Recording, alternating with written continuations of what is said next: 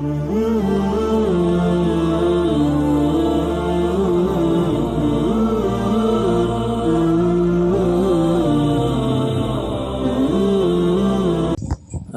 علیکم ورحمۃ اللہ وبرکاتہ۔ الحمد للہ نحمده ونستعینه ونستغفره ونؤمن به ونتوکل علیہ ونعوذ باللہ من شرور انفسنا ومن سیئات اعمالنا، من يهده الله فلا مضل له ومن يضلله فلا هادي له، ونشهد أن لا إله إلا الله وحده لا شريك له، ونشهد أن سيدنا ومولانا محمدا عبده ورسوله، أما بعد، فقال النبي صلى الله عليه وسلم: اللهم أعز الإسلام بأحب هذين الرجلين إليك، بأبي جهل أو بعمر بن الخطاب، أو كما قال عليه الصلاة والسلام. صدق رسوله النبي الكريم، ونحن على ذلك لمن الشاهدين والشاكرين، والحمد لله رب العالمين۔ میرے محترم دوستوں اور بزرگوں، یہ جو مہینہ ہے ذی الحجہ کا مہینہ، یہ صرف ایک دمبے کی قربانی نہیں بلکہ قربانیوں کی ایک لازوال داستان ہے۔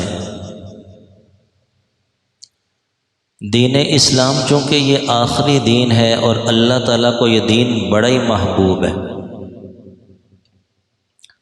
اللہ تعالیٰ کو دین اسلام بڑا ہی محبوب ہے، یہاں تک کہ یہاں حضور نبی کریم صلی اللہ علیہ وسلم کی بھی قربانی لگی، اور بڑی معزز اور مقدس ہستیاں صحابہ کرام ان کی بھی قربانیاں لگیں کہ آپ صلی اللہ علیہ وسلم کو اسی دین کی خاطر جو لہو لہان کیا گیا، جو 1400 سال ہو گئے ہم تک دین پہنچا ہے، دین باقی ہے، یہ وہ قربانی ہے کہ جس کی خاطر آپ صلی اللہ علیہ وسلم کو لہو لہان کیا گیا اور صحابہ کرام نے قربانیاں پیش کی۔ اسی مہینے میں حضرت عثمان غنی رضی اللہ تعالیٰ وہ شہید ہوئے، اور اسی دن یہ جو آج 26 ذی الحجہ ہے، اسی دن حملہ ہوا حضرت عمر فاروق رضی اللہ تعالیٰ عنہ پر۔ شہادت ان کی یکم محرم میں ہوئی، لیکن حملہ یہ ذی الحجہ کے 3 یا 4 دن باقی تھے کہ ان پر حملہ ہوا۔ 26 ذی الحجہ 23 ہجری کو حملہ ہوا، اور آخر کار وہ یکم محرم الحرام 24 ہجری کو جام شہادت نوش فرما گئے۔ تو یہ صحابہ کرام نے قربانیاں دے کر اس دین کو ہم تک پہنچایا، اور وہ کوئی چھوٹی ہستیاں نہیں تھیں، بہت اونچے درجے کی ہستیاں تھیں۔ کہ دیکھیے کہ آپ صلی اللہ علیہ وسلم کے جو الفاظ ہیں کہ آپ نے دعا مانگی تھی، اللہم اعز الاسلام، کہ یا اللہ اسلام کو عزت دیجیے۔ اسلام شروع میں وہ چھپ چھپ کر جو نا عبادت کی جا رہی تھی، اسلام حق مذہب ہے، آخری دین ہے، اور امام الانبیاء فخر دو عالم حضور نبی کریم صلی اللہ علیہ وسلم جو تمام نبیوں کے سردار ہیں، امتوں کے نبیوں کے سردار ہیں، وہ ان پر دین آ رہا ہے اور پھر چھپ چھپ کر عبادت ہو رہی۔ تو آپ علیہ السلام دعا فرما رہے ہیں، اللہم اعز الاسلام، یا اللہ دین اسلام کو عزت دیجئے، بأحب ہذین الرجلین، کہ 2 بندے ہیں مکہ میں بڑے بہادر تھے، ایک ابو جہل اور ایک عمر بن خطاب، دونوں ہی بہادر تھے بڑے۔ ابو جہل تھا تو پرلے درجے کا کافر بے ایمان، لیکن تھا بہادر، کہ جیسے مرتے وقت بھی اس نے کیا کہا کہ جب مر رہا ہے تو اس نے وہ کہا کہ گردن نہ میری طرف بڑی کر کے کاٹنا، بڑی کر کے، پتہ چلے سردار کی گردن ہے۔ مر رہا ہے، اب مرتے وقت تو ہر بندے کا دل نرم ہو جاتا ہے، مرتے وقت تو فرعون کا دل بھی نرم ہو گیا تھا کہ وہ کلمہ پڑھ کے دنیا سے گیا ہے۔ اس نے کہا تھا آمنت برب ہارون و موسیٰ، لیکن یہ ایسا بے ایمان تھا کہ یہ مرتے وقت بھی کہہ رہا ہے کہ گردن ذرا بڑی کر کے کاٹنا، الیاذ باللہ۔ تو یہ مکہ مکرمہ کے دو مشہور بہادر آدمی تھے، تو حضور نے فرمایا، دعا کی کہ یا اللہ یا تو ابو جہل کے ذریعے سے، اس کا ابو جہل تو لقب ہے نا، اس کا نام لینے کا تو دل ہی نہیں چاہتا، نام تو اس کا بھی عمر بن ہشام نکل کرتے ہیں، عمر بن ہشام یا عمر بن ہشام ہے، تو احادیث کے اندر روایتوں کے اندر بھی ابو جہل کے لفظ مذکور ہے، اگرچہ دیگر روایتیں بھی ہیں لیکن ابو جہل کے الفاظ بھی آتے ہیں۔ تو یا اللہ اسلام کو معزز کر ابو جہل کے ذریعے یا عمر بن خطاب کے ذریعے۔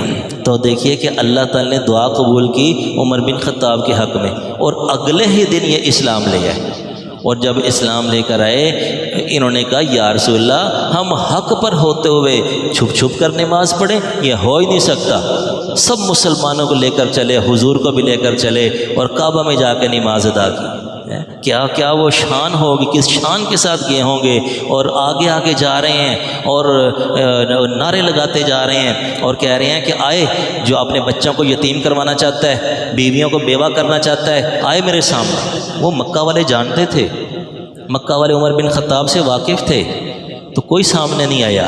اس کے بعد سے اسلام معزز ہونا شروع ہوا، معزز، عزت ہوتی رہی، عروج ہوتا ہی رہا کہ ایسا مقام بھی آیا کہ بخاری مسلم کی روایت ہے کہ آپ صلی اللہ علیہ وسلم نے فرمایا کہ میں نے خواب دیکھا ہے کہ جس میں بعض لوگوں کی قمیض سینے تک ہے اور بعض لوگوں کی قمیض گھٹنوں تک ہے، اور عمر بن خطاب نے بھی قمیض ڈالی ہوئی ہے، یہ ان کی قمیض اتنی لمبی ہے کہ یہ گھسیٹ کر لا رہے ہیں۔ تو صحابہ نے عرض کی یا رسول اللہ اس کی کیا تعبیر ہے؟ تو آپ نے فرمایا اس کی تعبیر ہے دین کا فہم، کہ اللہ تعالیٰ دین کا فہم اتنا ان کو نصیب فرمائے۔ اسی طرح بخاری مسلم کی ایک روایت ہے کہ آپ صلی اللہ علیہ وسلم نے فرمایا کہ مجھے خواب کے اندر دودھ کا پیالہ پیش کیا گیا۔ اب نبی کا خواب ہے، اور نبی کا خواب حجت ہوتا ہے، وحی ہوتی ہے، نبی کے خواب میں ذرا پر بھی امیزش نہیں ہوتی جھوٹ کے، الیاذ باللہ۔ یہ تو ہمارے خواب ہوتے ہیں نا، جھوٹ پر مبنی، خیالات پر مبنی، بعض سچے بھی ہوتے ہیں، تو نبی کا خواب تو وہی ہوتا ہے۔ تو حضور فرما رہے ہیں کہ مجھے دودھ کا پیالہ پیش کیا گیا اور میں نے خوب سیراب ہو کے پیا، یہاں تک کہ سیرابی کے آثار میرے ناخنوں سے ظاہر ہونے لگے، اور پھر دودھ بچ گیا، تو وہ جو بچ گیا تھا دودھ وہ میں نے عمر کو دے دیا۔ تو صحابہ نے عرض کیا یا رسول اللہ اس کی کیا تعبیر ہے؟ آپ علیہ السلام نے فرمایا اس کی تعبیر ہے علم، دین کا علم۔ گویا کہ ان کا جو علم عام علم نہیں ہے، ان کا علم نبوی ہے، اور آپ واقعات سے اندازہ بھی لگائیں گے کہ ان کے بارے میں آپ صلی اللہ علیہ وسلم نے فرمایا ان اللہ جعل الحق علی لسان عمر۔ یہ ترمذی کی روایت ہے، آپ نے فرمایا کہ اللہ تعالی نے حق کو جاری فرما دیا ہے لسان عمر پر۔ اور اسی طرح ترمذی کی روایت ہے جس کا مفہوم ہے کہ آپ علیہ السلام نے فرمایا قد کان یکون فیما قبلکم من الامم محدثون، کہ پہلی امتوں میں محدث ہوتے تھے، ایسے لوگ ہوتے تھے جن کو اللہ کی طرف سے القاء ہوتا تھا، خیر کی بات کا الہام ہوتا تھا، ان کے دل میں خیر کی بات ڈال دی جاتی تھی۔ پہلی امتوں میں ایسے لوگ گزرے ہیں، تو آپ نے فرمایا کہ میری امت کے محدث ملہم من اللہ وہ عمر ہے، کہ ان کو بھی اللہ کی طرف سے الہام ہوتا ہے، ان کے دل میں بھی اللہ کی طرف سے خیر کی بات القاء کر دی جاتی ہے۔ اور یہ واقعتاً ان کا مزاج ایسا بن چکا تھا کہ کتنے ہی آیات اور کتنے ہی احکامات ایسے ہیں جو ان کی منشا پر جیسے یہ چاہ رہے ہوتے تھے ویسے نازل ہوتے تھے، کہ ان کا ایک بار نے عرض کرنا کہ یا رسول اللہ مقام ابراہیم کو مصلی نہ بنا لیں، کہ حضرت ابراہیم علیہ السلام کا بہت بلند مقام ہے۔ تو یہ جو مقام ابراہیم ماشاءاللہ جو حضرات گئے ہیں انہوں نے زیارت کی ہوگی، اللہ تعالیٰ سب کو زیادہ نصیب فرمائے۔ تو مقام ابراہیم وہ جگہ ہے بیت اللہ کے قریب ہی، شیشے کے اندر بند ہے، وہ جو پتھر ہے رکھا ہوا ہے، تو وہ اس کو مقام ابراہیم بولتے ہیں۔ تو کیا ہم اس کو مصلی نہ بنا لیں کہ یہاں پر نماز پڑھا کریں؟ چونکہ جب بھی طواف کریں، نفلی طواف بھی کریں تو 2 رکعت پڑھنا واجب ہے، واجب الطواف کہتے ہیں اس کو۔ اور یہ سنت یہ ہے کہ مقام ابراہیم کے پاس پڑھی جائے، پیچھے ہٹ کر طواف والوں کو چھوڑ دیا جائے اور پیچھے ہٹ کے اس کے پاس پڑھی جائے۔ تو اگر وہاں بھی جگہ نہ ہو تو کہیں بھی پڑھی جا سکتی ہے۔ تو کیا ہم اس کو مصلی نہ بنا لیں؟ تو چونکہ آپ علیہ السلام کے بارے میں آتا ہے کہ ان هو الا وحی یوحی، کہ حضور تو وحی کا انتظار فرماتے رہتے تھے، جب وحی آتی پھر آپ ارشاد فرماتے کہ ایسے کر لو۔ تو یہ عرض کرتے رہے یہاں تک کہ وحی آ گئی واتخذوا من مقام ابراہیم مصلی، کہ مقام ابراہیم کو مصلی بنا لیں، کہ وہاں پر 2 رکعت نفل پڑھنے چاہیے۔ تو سنت یہی ہے کہ وہاں پر 2 رکعت نفل واجب الطواف پڑھے۔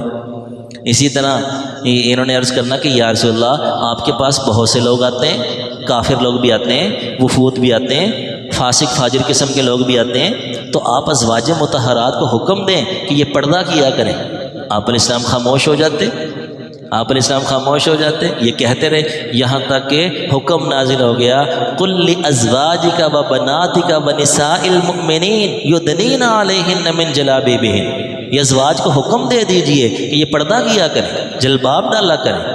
مومنین کی عورتوں کو حکم دے دیجئے، پردے کا حکم نازل ہو گیا۔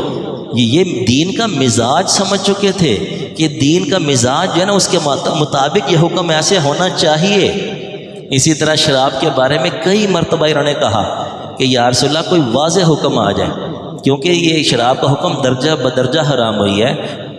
3 مرتبہ میں غالباً حکم نازل ہوا ہے، 1 مرتبہ حکم نازل ہوا شراب کے متعلق، تو انہوں نے پھر کہا یا رسول اللہ کوئی واضح حکم ہونا چاہیے، کیونکہ اس وقت یہی بتایا گیا کہ شراب کے اندر نفع بھی ہے اور شراب کے مفاسد بھی ہیں۔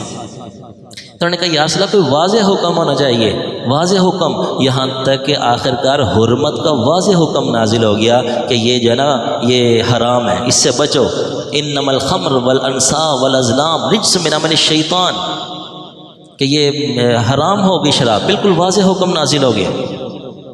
اسی طرح غزوہ بدر کے موقع پر جب قیدی آئے تو مشورہ ہوا کہ ان قیدیوں کو کیا کیا جائے، تو بہت سے صحابہ کرام کی یہی رائے تھی کہ یہ اپنے اعزا قارب ہیں تو فدیہ لے کر چھوڑ دیا جائے۔ حضرت عمر فاروق کی رائے یہ تھی کہ ان کی گردنیں اڑا دی جائیں، یہ اسلام کا پہلا غزوہ ہے، تو ایسی ہیبت بیٹھے کہ دوبارہ کوئی جرت ہی نہ کرے، ان کی گردنیں اڑا دیں۔ تو اب چونکہ جمہور صحابہ کرام اکثر صحابہ کرام ایک طرف تھے تو آخر کار فدیہ لے کے چھوڑ دیا۔ تو جیسے چھوڑا تو جناب حکم نازل ہو گیا، حکم نازل ہو گیا تريدون عرض الدنيا واللہ يريد الآخرہ، کہ دنیا کے طالب دنیا چاہتے ہو، اللہ تعالیٰ آخرت چاہتے ہیں۔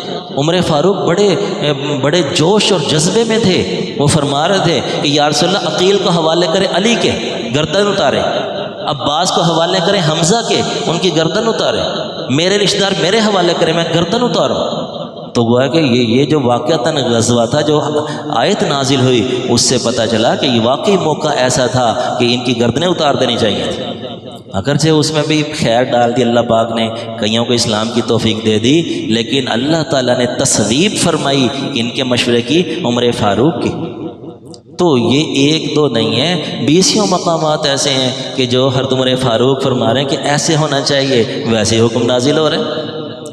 تو یہ گویا کہ جب حضور خود کہہ رہے ہیں کہ ان کی زبان پر اللہ تعالیٰ نے حق کو جاری کر دیا اور یہ ملہم من اللہ ہے، اب یہ حضور کے دور میں کتنے احکامات ایسے ہیں کہ یہ کہہ رہے ہیں ایسے ہونا چاہیے اور وہی بن کے آ رہا ہے۔ تو اب بتائیے کہ آپ صلی اللہ علیہ وسلم کے وصال کے بعد اگر کسی مسئلے میں اختلاف ہو جاتا ہے، یا ایک مسئلے کے بارے میں عمر فاروق کہتے ہیں کہ آج کے بعد اگر کوئی بندہ 3 طلاق دے گا وہ تو 3 ہوں گی، 3 طلاقیں 3 ہوں گی۔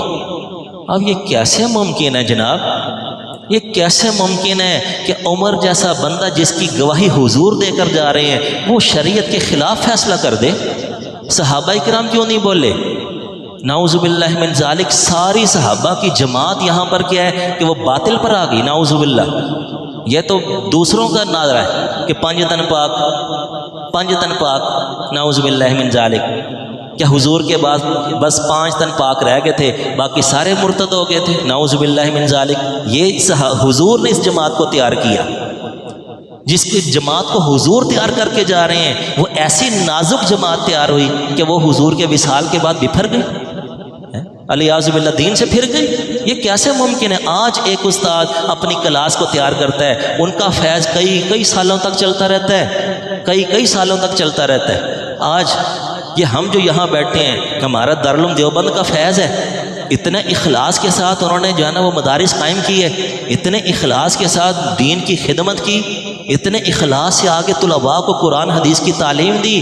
آج 100-150 سال گزر گیا ہے، آج تک ان کا فیض باقی ہے، جو 1400 سال بعد آ رہے ہیں علماء۔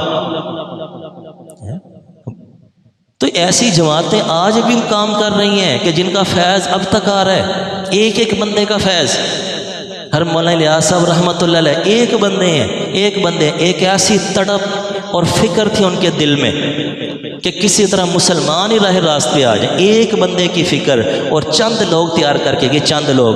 آج دیکھیے 100 سال گزر رہا ہے جناب، پھر بھی ان کا فیض باقی ہے، کتنے لوگ ہدایت پا رہے ہیں۔ یہ تو 1400 سال بعد لوگ آ رہے ہیں، حضور کے سامنے ان کی کیا حیثیت ہے؟ پوری دنیا کے ولی اور صحابہ کرام بھی مل جائیں، حضور کی خاک کو نہیں پہنچ سکتے۔ ان کی کیا حیثیت حضور کی خاک کے سامنے؟ حضور ایک جماعت تیار کر کے جا رہے ہیں، نعوذ باللہ حضور کے وصال کے بعد سب پھر گئے، یہ کیسے ممکن ہے؟ یہ تو عیب لگانا، حضور پر عیب لگانا، نعوذ باللہ من ذالک۔ ہر تمہارے فاروق ایک فیصلہ کر رہے ہیں کہ 3 ہے، اس کو مذاق بنا لیا۔ آپ کو کیا معلوم؟ اللہ کے بندو، مسائل ہمارے پاس آتے ہیں، دل دکھتا ہے، کتنے گھر اجڑ گئے، لوگوں نے کھیل بنا لیا ہے، بریک ہی نہیں لگتی۔ او یار اللہ کے بندو، تمہارے حالات ایسے ہیں، ہر بندے کے حالات ایسے ہوتے ہیں، ہر بندے کے حالات ایسے ہوتے ہیں۔ اگر کوئی مشکل پیش آئی گئی ہے تو شریعت نے طریقہ بتایا، ایک طلاق دے دو بس، بیوی جدا ہو جائے گی۔ وہ سارے جناب وہ 3 کی 3 اکٹھی دے کے پھر روتے پھرتے، ہزاروں لوگ ہیں، ہزاروں واقعات ہیں، ہر ہفتے مسئلہ آ رہا ہوتا ہے، ہر مہینے کئی مسئلے آ رہے ہوتے ہیں، اب رو رہے ہیں، کیا کریں ہم؟ اور یہ تو شکر کریں، ٹھیک ہے بھائی، وہ بھی ایک جماعت موجود ہے جو فتویٰ دیتے ہیں کہ 3 ایک ہوتی ہے، ٹھیک ہے، وہ اپنی ذمہ داری پر دے رہے ہیں، اس جماعت میں بھی علماء ہیں، وہ اپنی ذمہ داری پر دے رہے ہیں۔ ہم بات کر رہے ہیں احتیاط کا پہلو کیا ہے۔ جب صحابہ کرام نے ایک فیصلہ کر دیا، عمر فاروق نے ایک فیصلہ کر دیا، چاروں ائمہ نے ایک فیصلہ کر دیا، امام بخاری ایک طرف ہیں کہ نہیں 3 ہوتی ہیں، تو احتیاط اسی میں ہے کہ 3 کو 3 سمجھا جائے، یہ کھیل نہ بنائیں کہ یہاں صرف اپنے نفس کے لیے اب آپ اس طرف آ جائیں گے۔ یہ تو شکر کریں کہ وہ بھی لوگ جو علماء ہیں وہ اپنی ذمہ داری پر پھر وہ فتویٰ دے دیتے ہیں، یہ تو سارا ان پر چلا گیا نا، آپ نے تو کھیل بنا لیا۔ تو احتیاط کا تقاضا یہ ہے کہ دیکھیں کہ جن کی گواہیاں عمر فاروق دے کہ نبی کریم صلی اللہ علیہ وسلم دے کر جا رہے ہیں کہ یہ ایسے بندے ہیں کہ حق ان کی زبان پر جاری ہوتا ہے، وہ کہہ رہے ہیں۔ اسی طرح تراویح کا معاملہ ہے، ایک عبادت کا پہلو ہوتا ہے، سال کے بعد آتا ہے، اور اسی اختلاف میں گزر جاتے ہیں کہ 8 ہونی چاہیے کہ 20 ہونی چاہیے۔ اللہ اکبر، وہ کوئی چھوٹی ہستیاں تھیں، ہمیں الف با بھی نہیں آتا دین کا بھائی، ہم کیا ریسرچ کریں گے؟ ریسرچ کا ہمیں پتہ ہی نہیں، ریسرچ کیا ہوتی ہے، حدیث کی ریسرچ کیسے کرنی ہوتی ہے، 1400 سال بعد ریسرچ ہونی ہے۔